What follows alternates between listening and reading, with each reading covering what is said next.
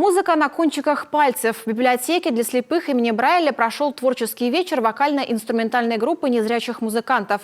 На своем первом концерте ребята исполнили музыку и песни собственного сочинения и рассказали о своем творческом пути. С музыкантами познакомилась и Дарья Вологжанина.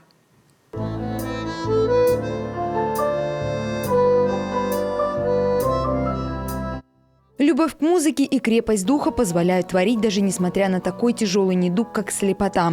Антонину, Александра и Вячеслава объединила мелодия. Познакомились они в музыкальном колледже для слепых, вместе учились, а теперь мечтают создать свой собственный вокально-инструментальный ансамбль и выступать на большой сцене. Маленькими, но верными шагами музыканты идут к своей цели. А я вам пою из любимого Сыктывкара, и песни зовут наш светлый Коми-край.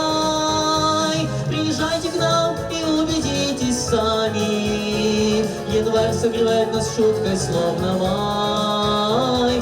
И вот их первый концерт в библиотеке для слепых имени Брайля. Волнение и адреналин, отмечают ребята, переполняют. Сегодня они впервые исполняют для большого зрителя музыкальные композиции собственного сочинения. Песни о весне, любви, нежности и, конечно, о любимом Сыктывкаре. Между делом рассказывают и о себе. Александр Федоренко с Украины переехал в Россию в конце 90-х. В Курске встретил Антонину, коренную сыктывкарку. И за ней поехал в наш северный город. Трудится пара в Эжвинском храме, поют на клиросе. Любовью к северу пропитано каждое слово Александра. Чтобы понимать национальные песни, он даже выучил коми-язык. Мне очень нравится коми-музыка, коми-культура, то есть я слушаю коми-песни, и радио Юрган даже слушаю, хоть его на FM-волнах нету, но приходится находить через интернет, слушать. Вот, потихонечку мы оттуда выслушиваем разные интересные песни, и нам очень нравятся, особенно которые старые песни, красивые там есть. Этот есть «Вещер Божин, олемена мусаны». Вячеслав – их друг с Удмуртии. Местная природа и северные люди вдохновляют молодого человека. Еще пока в безымянном ВИА он играет на баяне. Делится, музыка приходит ему всегда во сне, дорабатывает ее уже наяву.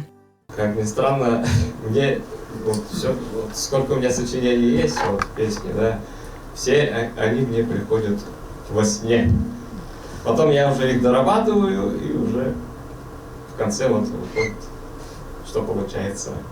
Горящие творчеством и своим любимым делом молодые люди руки не отпускают. Уже планируют следующий концерт, пишут новые песни и делают музыкальные интернет-трансляции. Гастролировать по республике и даже по стране – большая мечта, которая, уверены музыканты, обязательно сбудется. Дарья Вологжанина, Иван Богомолов, телеканал Юрган.